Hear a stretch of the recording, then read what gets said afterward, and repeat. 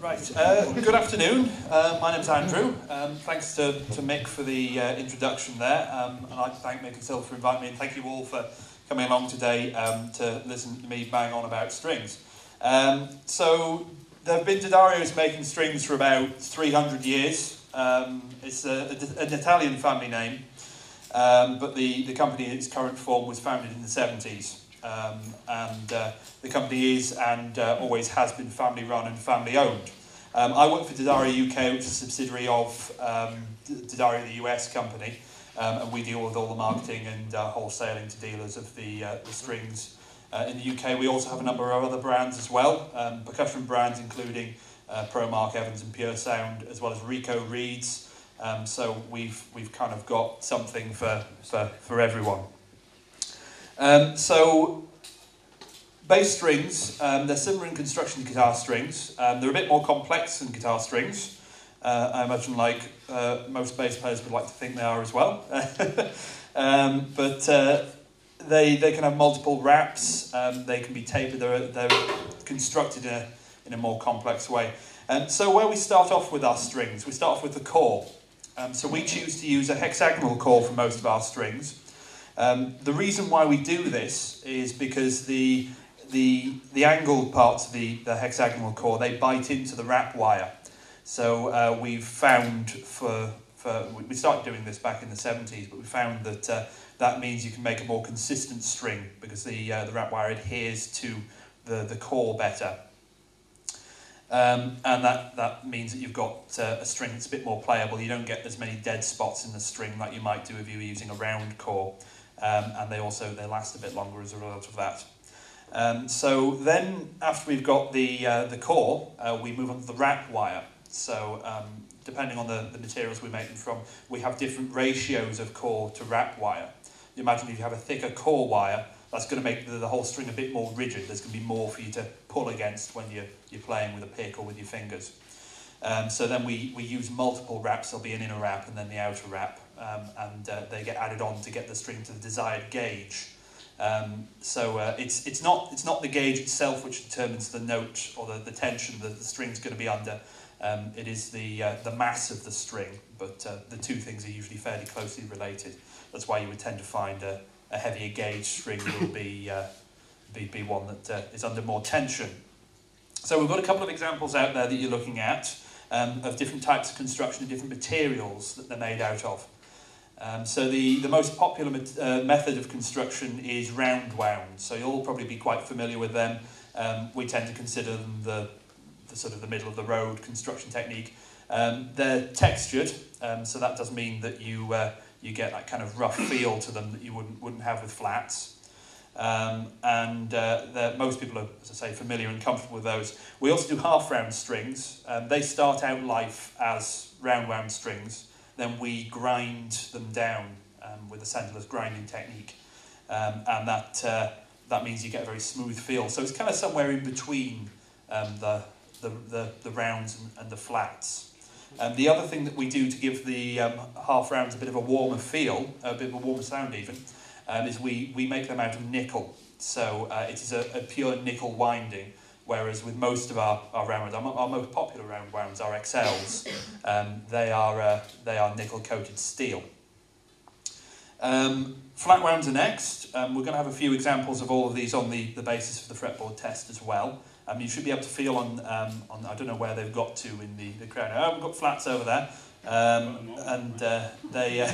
You should be able to feel they've got a very shiny, polished feel. So we call our flats chromes. They're not actually made out of chrome. They're made out of stainless steel ribbon.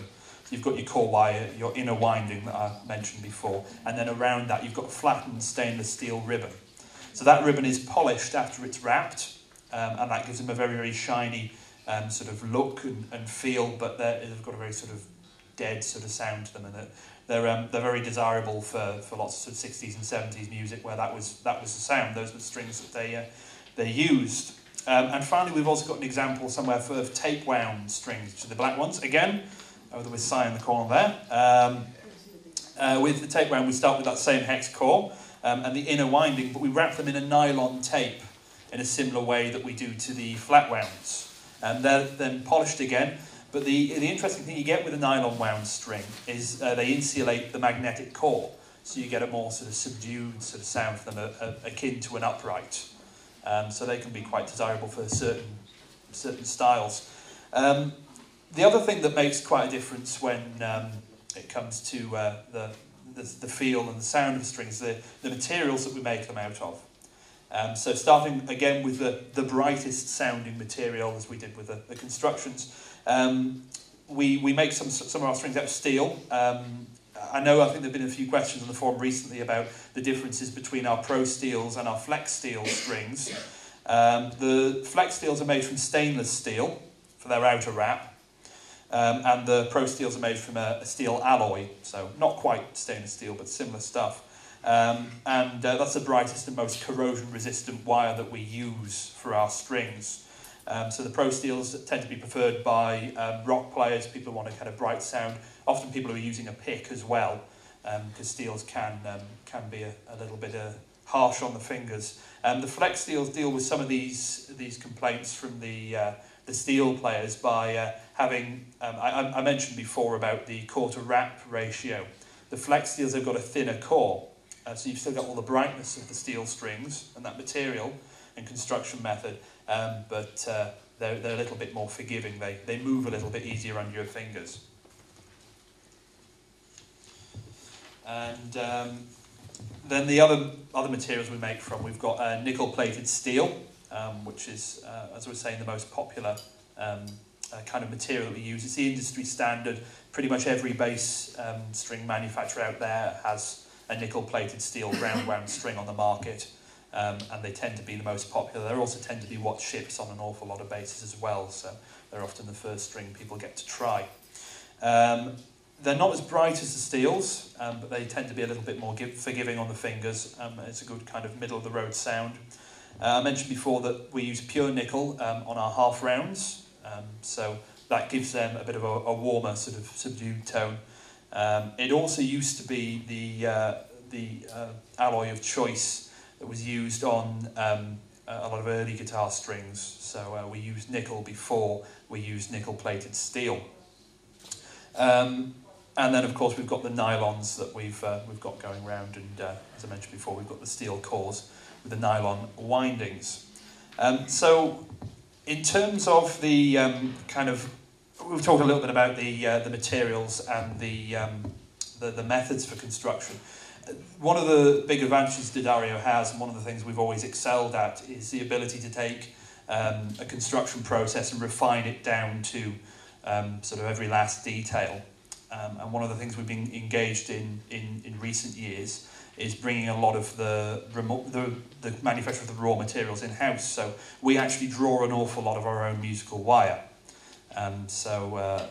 Whereas a lot of other companies have to buy in the raw materials they then go and wind their strings with, we own the company that provides us with it. It's in New York as well. It's part of our Farmingdale facility over on Long Island in New York. So all of our strings are made in the US.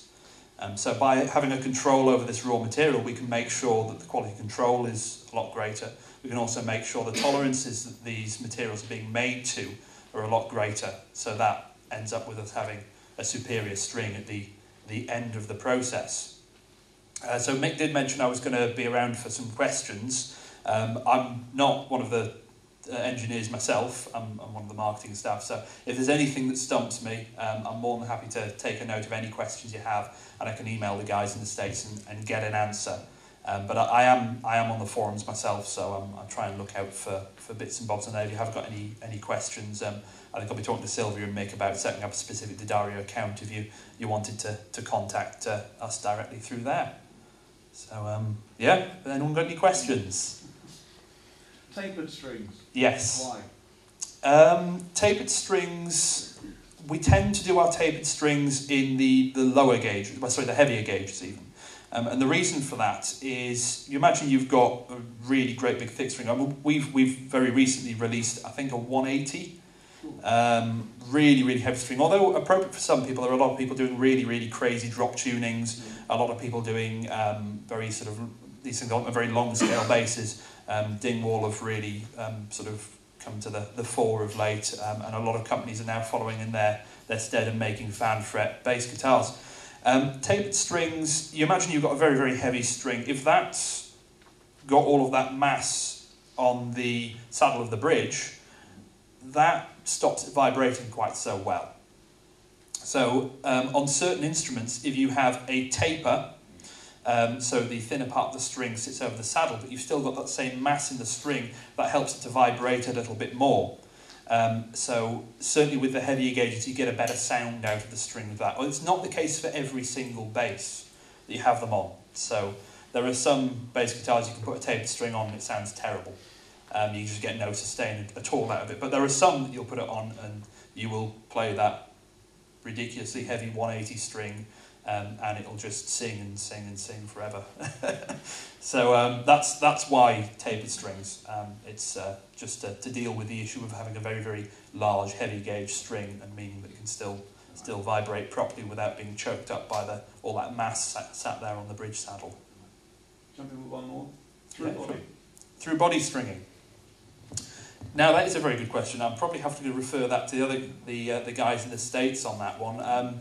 It's probably more of a question for the bass builders than it is for the string manufacturers. But my understanding, it's the idea is to try and make the bass of the body resonate a bit more with the instrument. I mean, there's certainly a case for if you have a little bit more mass connected to the string at one end, it does tend to make the string sort of have a bit more sustain. So I can certainly make a note of that one and see if anyone has a better... I mean, can anyone here answer that one? All I've noticed really is a difference in tension. Mm-hmm. And for me, I like a really tight setup.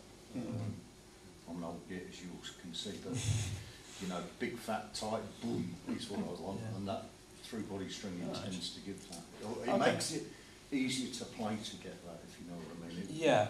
I mean, there are a with lot of... bit of tin is great, but you still get that, with new strings, you still get that whine coming through, and I don't like that, but, you know, that's just me. And there are quite a few things which will affect the overall feel of the string. So the tension should be determined usually by the actual scale end of the instrument, which will be the measurement from the nut to the breakpoint on the bridge saddle. So through body string should normally have an effect with that, but it's quite possible it has an effect on the overall feel, so you can have a perceived sense of there being more or less tension in a string if you've got particularly high action on an instrument on the actual angle of the break on the bridge as well. So these things can have their effect. I was reading an article in Bass Gear magazine a couple of weeks ago.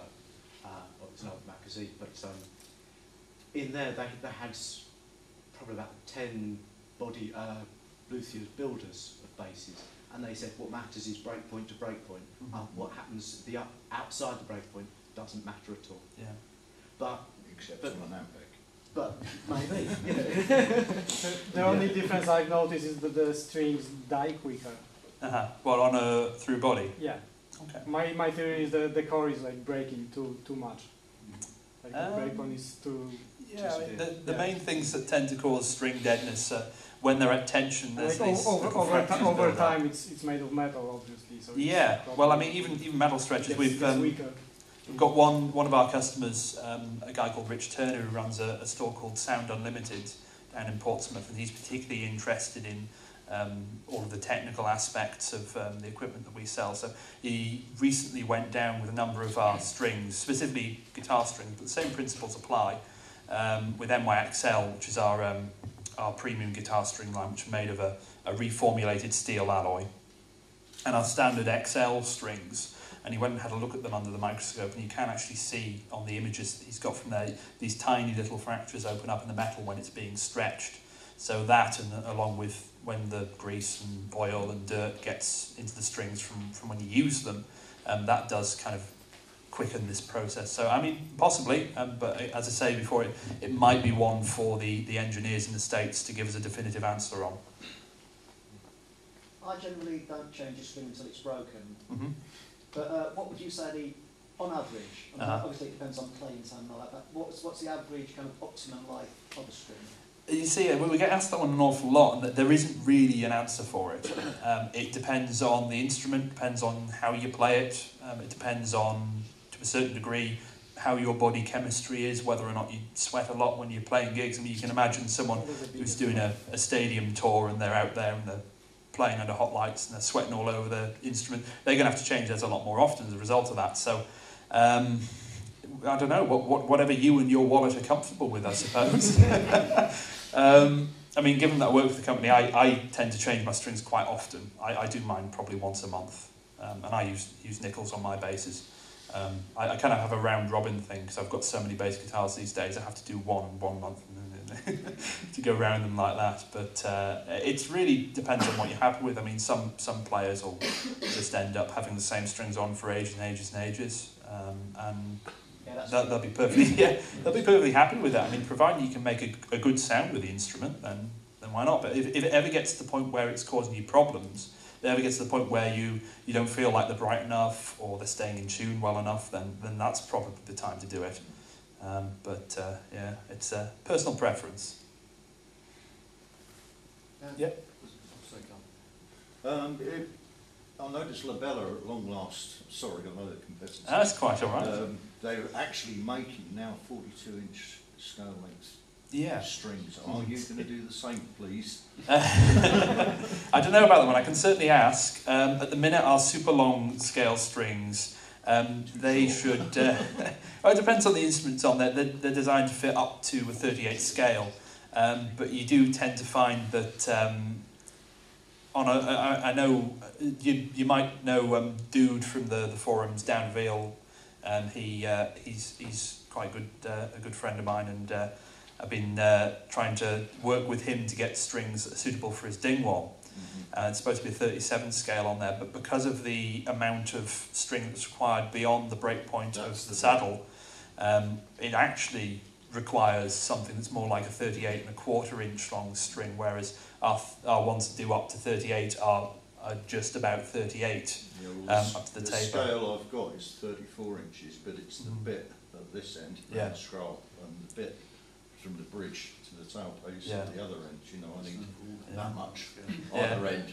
I could certainly ask the question, but it's where the silk is. If you could I could probably get away with a long one if the silk was further up.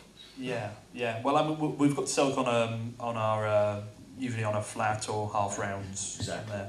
But I mean, any decision that would be made, of course, by the guys and sisters, it has to be based on are that many people going to be wanting a string of that sort of type. So a lot of the super long ones, we don't tend to find we do an awful lot of them, because by far and wide, most people have got the kind of their needs covered by the long scale. But I'm more than happy to ask a question. If you just want to grab us at the end, and anything I haven't been able to suitably answer, I'll make a note of on my iPad, and I'll drop the guys in the States an email about that. Thanks. Chromes obviously are quite a bright sounding flatwound. Yes. But recently I've seen that one of the competitors introduced a string that literally says a flat that sounds like a round, and having used it, they're pretty. Have you got any plans to actually develop? Again, I'm not involved in the engineering processes. It's quite possible. I'm certain we're aware of the marketing campaign that Ernie Ball have been putting on for that. I haven't tried it myself. I'd be quite interested to. I think that there's certainly a gap in the market for a string like they have out now.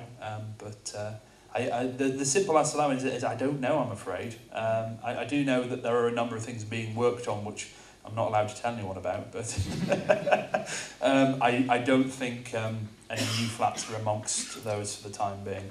Why do you want a flat that sounds like a round? Because it's easy on your fingers. Yeah.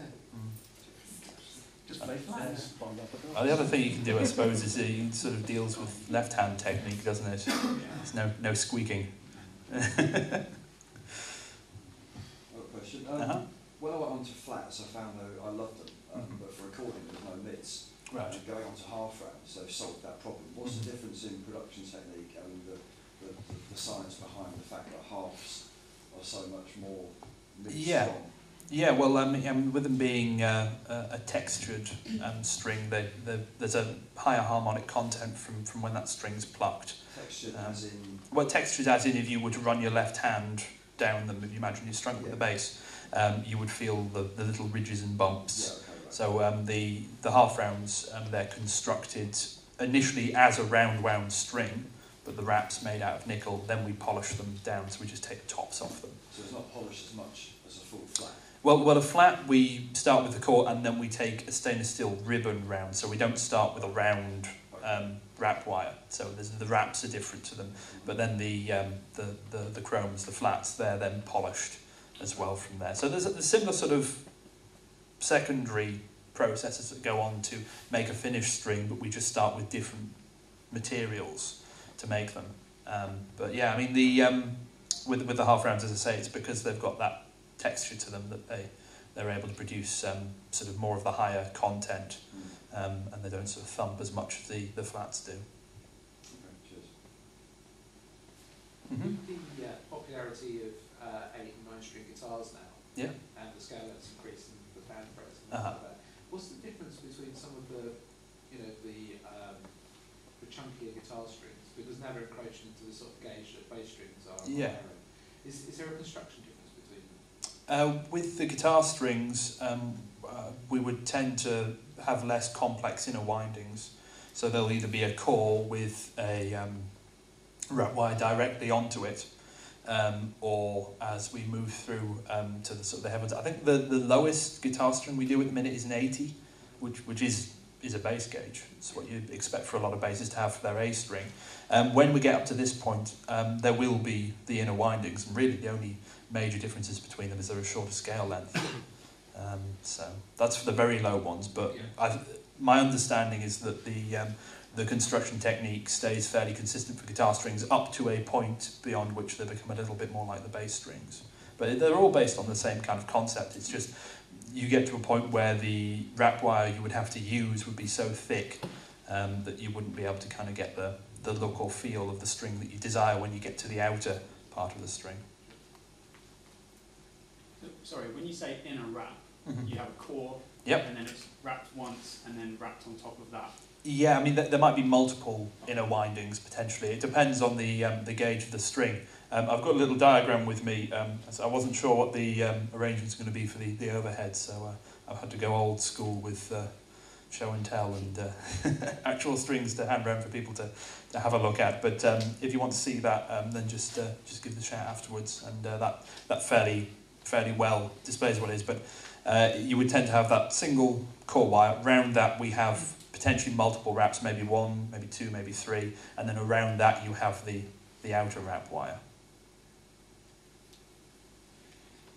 Something I've seen with guitarists, more than bass guitarists, is when they put a new set of strings on, stretch the hell out of them like crazy to take some of the initial stretch out. So is that a load of rubbish? No, sorry. It's worthwhile doing. I always stretch in my strings on my bass. It just helps them to kind of just get into tune a little bit quicker. It depends on the instrument to a certain degree as well. But you would tend to find if you don't do that with the guitar string because they're under tension, they just start to slacken off because the string gets used to being in that tension almost and just stretches a bit more. But with bass strings, because they're a bit chunkier, that doesn't tend to happen as much. But you will still notice if you just stick a set of fresh strings on there, tune them up, in about 15-20 minutes they'll probably have loosened off and have gone flat. So it's worthwhile doing. It's good just to get kind of that solid setup initially. But I've been always very lucky with my bass guitars. I've tended to find I can just stick them in tuning, and then I'll get to I'll play them from one practice after tuning them at the start, and then put it in its case and come back next week, and it's still in tune usually. So.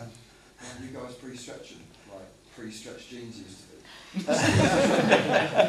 Well, if we were to do that, yes, of course. If we were to do that, then they're going to be sort of having been a bit stretched out in the packet, so they wouldn't be as bright. That would be something which would contribute to the string going dead quicker. So we leave that up to the people who are playing them. So as we haven't stretched our strings as we put them on there, it would be interesting to see what happens. Well, yeah, let's see if they're still in tune. I don't know. I think, as I say, it depends an awful lot on the instrument. That's a big part of it. And someone before mentioned about the break points at the bridge and at the nut. That does have a very big effect. Our tendency, well, we tend to find that where we see instruments that break strings very regularly, it's usually not strings, it's the instrument setup. I mean, an example, I was speaking to someone before about an old Mexican jazz I used to have, and I had a shallow bridge on it, and I kept on snapping 130 Bs, really low strings, and I just couldn't understand why it kept happening. I mean, I was playing in a heavy metal band at the time, so I was playing rather hard with my fingers, so I was under a lot of stress, but it was because all this muck and dirt was gathering underneath the string and causing that string to corrode from underneath, and it was snapping at that same break point on the bridge every single time. So a good setup on an instrument will do wonders for the sound for it. So a good set of strings and a good setup are two of the best things that you can do to make sure you get the best sound possible. Anyone else? Do you guys have any kind of custom shop at all, or is it all just production lines? So we have we have product specialists and product managers who deal with artists, and one of the things that we spend quite a bit of time doing is working with artists, because often they have rather specific needs for what they're doing, and because they're already on our endorsee rosters, we work with them to try and figure out if we can address those needs for them. So an example would be the bass player in a band called Periphery, who we've got quite a good relationship with. The development of the very heavy gauge strings I mentioned before, so the tapered 180s and 178s that we're going to be doing, that's come as a direct response from trying to provide him with strings that are suitable for his needs, for his dingwall. So we do have particular one-offs that we do for artists, but I mean, kind of when it comes to string construction, we have pretty much an example of just about every kind of string material and method of construction there is. I mean, there are a few exceptions, but generally for most of the main categories we have something. We have them in practically every gauge and practically every scale length you could imagine. So we're usually pretty well covered for these things. Just out of interest, in your kind of factory, what pickups and basses, guitars do you actually use, to test the strings? I'm not too sure myself. I mean, all the manufacturing's done over in New York, and I've only been with the company for 10 months, so I haven't had the opportunity to go over there myself. But I can certainly ask. There's quite an interesting video about the construction methods for NYXL strings, which I mentioned before, our premium electric guitar string. So I talked a little bit before about the process a few years back now of taking over the wire drawing company that we'd been supplied with for many years, for many decades. And that was done so we could produce the NYXL strings, which they're a lot more stable than a normal guitar string would be because of the tolerances that we make them to. Much, much finer than we would do with normal guitar strings, which would still pretty fine tolerances in the context of the industry, but also the materials that we were making out of them. We reformulated the steel we made them out of, which was stronger, so it meant they stayed in tune an awful lot better. And on those there is a video, if you have a quick search on the web, I'll probably find it afterwards if I can get a Wi-Fi connection, of them going through the testing process of that. And they built this machine, and there's a guitar that's locked into that has this little robot that plays the strings and bends the tremolo arm, and then it goes and checks the tuning of those strings to see whether they're still in. So there are a number of different machines that they will build to test samples of the strings that we make, just to be able to get that information on that. But I can certainly find out. I think that would be a good start to have a look at that video. I mean, following on from that, if sort of like you develop bass strings, for like a P bass, and then sort of like, would they be optimum for that, or would they be optimum for a jazz bass if you tested it with just a P bass pickup, rather than... Yeah, I mean, the newest strings we have now are our flex steels. I mean, most of our other bass string types are either existing materials or construction methods, and they've been around for quite a long time. So it's in most cases it wouldn't be appropriate for us to test on a particular instrument. With the flex steels, I'm not sure what process they went through with that. I mean, they are aimed at fingerstyle and slap players, so for the most part, probably people who aren't playing a P bass. But we're more than happy for whoever to use our strings on whatever instrument. So I'm not sure that they go down that route when they're testing them. It will be with particular players. They'll often do this. So as I mentioned before, we have a number of artists. I forget exactly who it was who was involved in the Flex Steels side of things, but we'll send samples to them and they'll restring their basses. So I suspect we'll probably manage to test on an awful lot of different instruments rather than going down the route of saying, well, we think these are most appropriate for a certain instrument. The personal taste comes into it, doesn't it? Which is so Yeah, subjective. exactly. Yeah. I mean, the reason why a P-bass is sort of considered to be sounding the best when you've got flats on it is because that was the sound. That's how P-basses sound. Sort of back when they were originally used in sort of 60s and 70s, but and then when you've got the other technological advancements coming along, so like when you've got the Stingray or the jazz basses, that's when other string construction methods were becoming more prevalent. So that kind of ends up being where that connection comes between those instruments. However, there's nothing wrong with using rounds on a P bass. There's nothing wrong with using flats on a jazz bass. It might not be the kind of classic sound that a lot of people go for, but we don't want to kind of pigeonhole a particular kind of string into being used on a particular instrument. So back in the early days, like in the 50s, was it only flatwounds were available? Well, rounds yeah. to play? I can't remember the exact date. I think it was in the 60s that rounds started. There's a bit of contention whether or not it was Rotosound that made the first round wound hex core string or whether it was us. So there's probably a question for the engineers. Yeah, well, that's how the story goes. But yeah, in England anyway. I'm not sure that D'Addario were really servicing the UK market an awful lot at that point. The company in its early days certainly.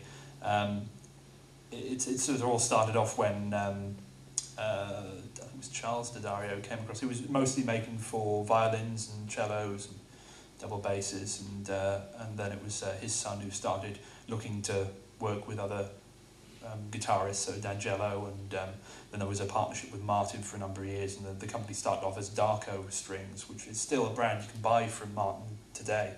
But then the D'Addarios left the company and started their own D'Addario & Co. company, and it was really the 70s where the company in its current form really sort of started to take shape. So yeah, I mean, my understanding is probably again one for the engineers, but the sort of you did tend to get kind of the flats and a lot of nickel made strings at that point. Sort of earlier on in the sort of 50s, it wasn't until the 60s and 70s that the round wounds sort of really came out and started to be used a lot.